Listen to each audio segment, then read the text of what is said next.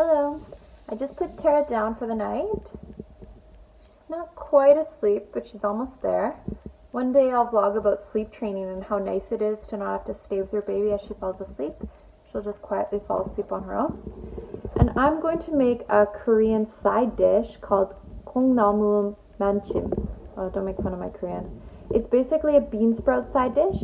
In Korean, when you eat a meal, you need to have lots of side dishes. And if you don't have those, you are not a good wife. I'm just kidding.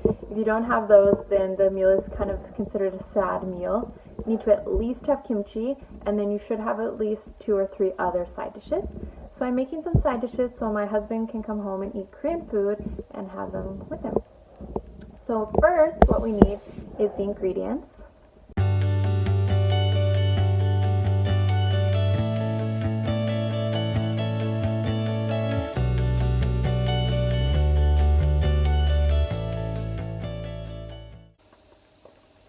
Now you want to make sure you wash the bean sprouts before you boil them.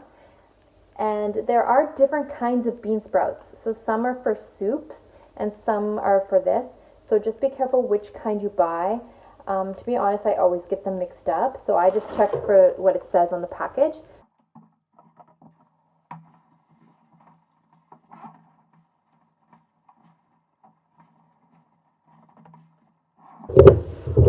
Now it's a personal preference if you want to actually trim the ends off of these. So some people do that, but it's extremely time consuming. So that's the tiny little hair piece here. So up to you, you can if you want, or I don't really have the time for that, so I'm not going to. My husband doesn't really mind if I don't do it, so I'm gonna leave them on today. I'm just going to boil them. For not very long, just until they're a little bit soft. And my pot's a little bit fuller than I'd like, so I'm just going to put a lid on so it's kind of like steaming. While the bean sprouts are boiling, I'm going to put all of the other ingredients into the bowl and get the sauce all ready. Actually, with Korean cooking, a lot of it is like a pinch of this and like a little bit of this, taste it, add some more. So it's really hard for me when I do Korean recipes because when I get taught them by my family here or by friends, I have to figure out how much did I really put in there and write it down. So I'll show you an approximate amount, but a lot of it is just kind of, you put a bit of it in and you taste it and then you put a bit more if you need, or you just go by a feeling. So I'm going to start with all of the dry ingredients. We're going to put 1 teaspoon salt, half a teaspoon of the red pepper powder, which is called gochugaru, and this is from Korean hot spicy peppers, 1 teaspoon of sesame seeds, and then we're going to add in the wet ingredients.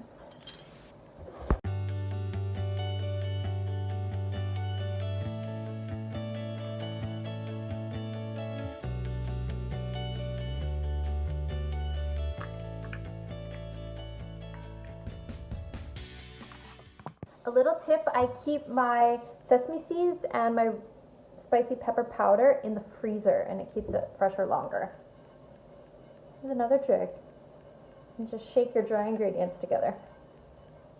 Okay, we are going to next add the wet ingredients.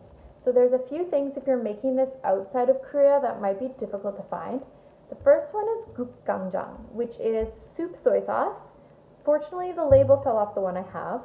But this is a soy sauce that's naturally gluten-free and it's made just for soups. So it's made from beans. So it's different than soy sauce you would buy at the store just labeled soy sauce. And we're going to also put sesame oil. So this brand is actually not a brand I usually like to buy, but it was on sale. So we're going to add 2 teaspoons of the sesame oil and we're going to add 1 teaspoon of the gukganjang. Now, if you cannot find this, you can use fish sauce or salt in the same amount, and it should taste the same.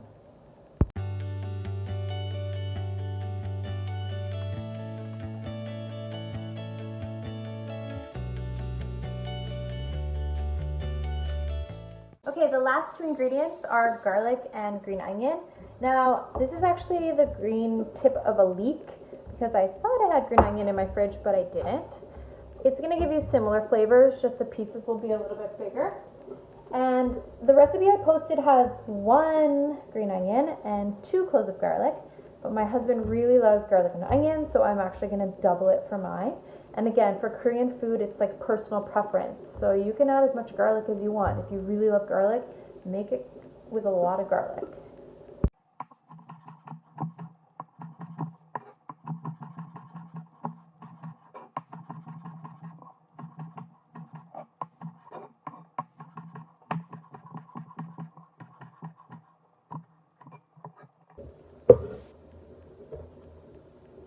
And you literally just throw everything into the bowl. We're going to mix it all together with our hands at the end.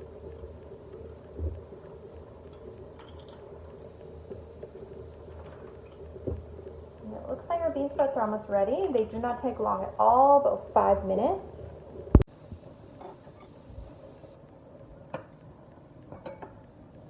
I stirred them a couple of times, which I didn't show you. So they're almost ready.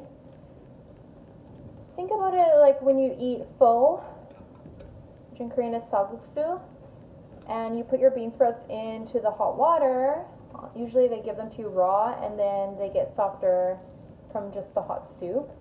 So they don't need that long. It doesn't need to be crazy boiling. Of course, if you add them into water that's already been boiling, they will cook much faster. I'm just going to give them about 1 more minute, and then I'm going to take them out. Still want them to be a little bit crunchy. Okay, so these are about ready. How do I know that? I tasted one. It's a tiny bit crunchy but pretty soft. And actually you can save this water that you boiled them in, and you can use that to make some soup with these.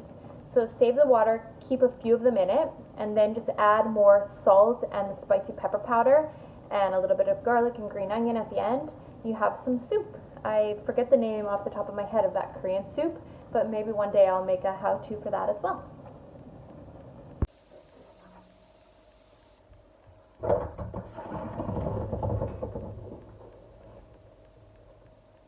So today I'm not keeping the water, I'm not making any soup.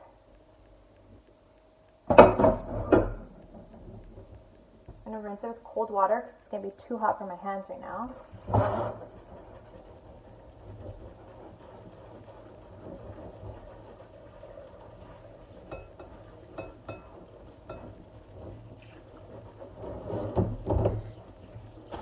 And then this next trick my father-in-law taught me.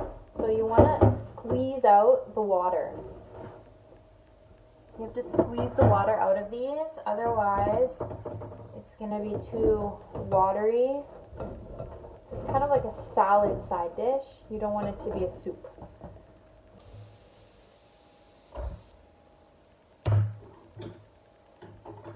And this is where the expression, the flavor comes from mom's hands. People in Korea usually mix with hands. You can use gloves because the spicy pepper powder usually can linger and you might get it in your eyes if you touch your eyes later. You just mix everything together. It looks not spicy enough, so I'm going to add a little bit more of the red pepper powder. So this is our finished side dish. Put it in a Tupperware. It usually lasts a few days at least in the fridge, but up to a week is usually what it's good for us. Not that it lasts that long in our house, because even Tara likes this one. This is her first spicy food she ever ate, and she loves it. And I'm going to make a tiny little one for photos and to try myself. I'm just garnishing with more sesame seeds. Yum.